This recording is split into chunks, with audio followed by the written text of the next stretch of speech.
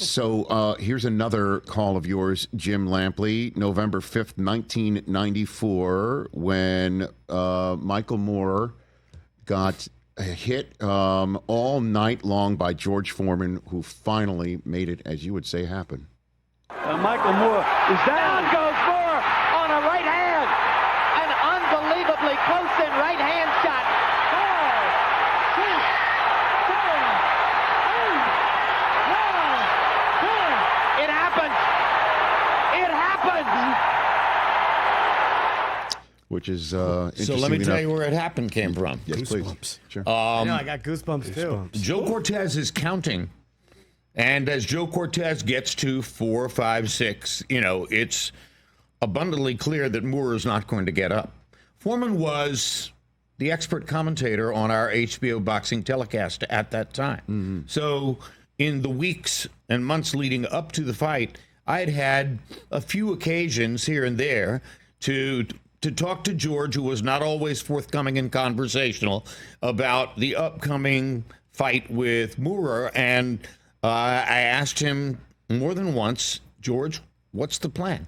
He's 26 years old. He's a southpaw. He's athletic. He has footwork and speed and timing. He is not exactly what someone would choose as the ideal opponent for you.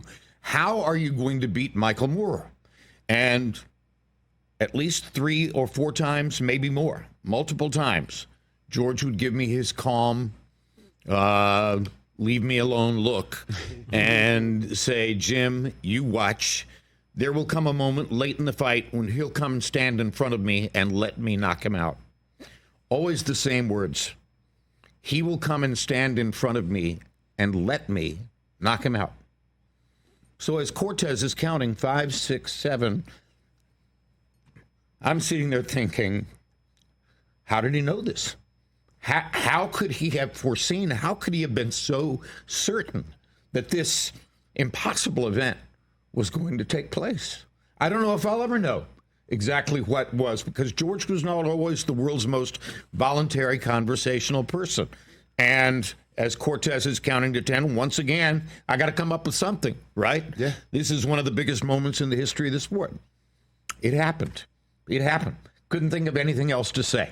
It turns out to be my most remembered and iconic call. And, oh, by the way, the title of my autobiography, which is coming out in the spring. You're getting emotional just talking about it, Jim. I get emotional because it is the metaphor for my entire sports broadcasting career, going back to a ridiculous national talent hunt with 432 contestants in the spring of 1974 to find who was going to be the first person to stand on the sidelines of a college football game with a camera and microphone. And, somewhat analogous to the call of Foreman Moore, I, who did not fit any of the qualifications that ABC Sports said they were looking for, wound up being the person chosen from that talent hunt.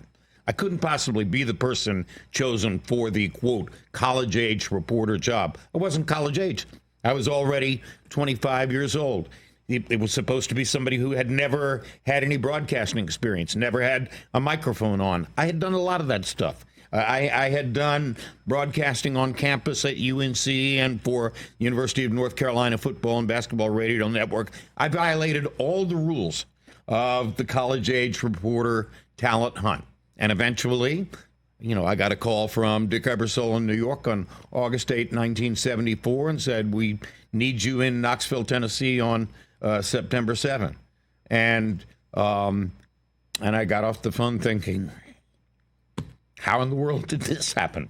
I'm going to have to find out the story at some point. The story ultimately was simple enough. Sure. Rune Arledge got cold feet about putting a completely green person onto the air in what had now become a publicized network television role, and asked his staff, did we interview anybody who's actually had a camera and a microphone around them?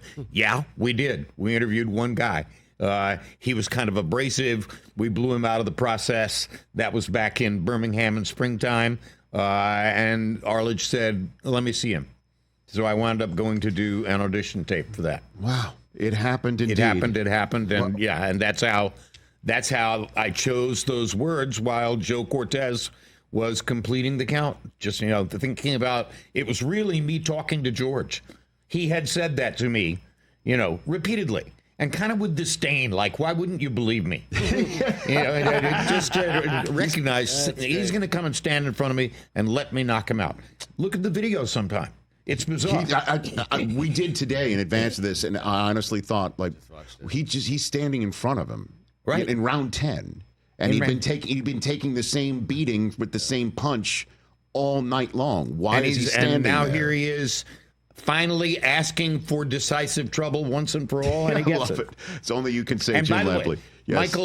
Michael is offended if you try to suggest to him that George had anything like a plan or any construct that said he knew what he was doing. To Michael, it's necessary, and I respect this. It's important for him to believe that George got lucky. But I don't believe George got lucky. I think George knew what he was doing. Catch the Rich Eisen Show every single day on the Roku channel, 12 to 3 Eastern, for free.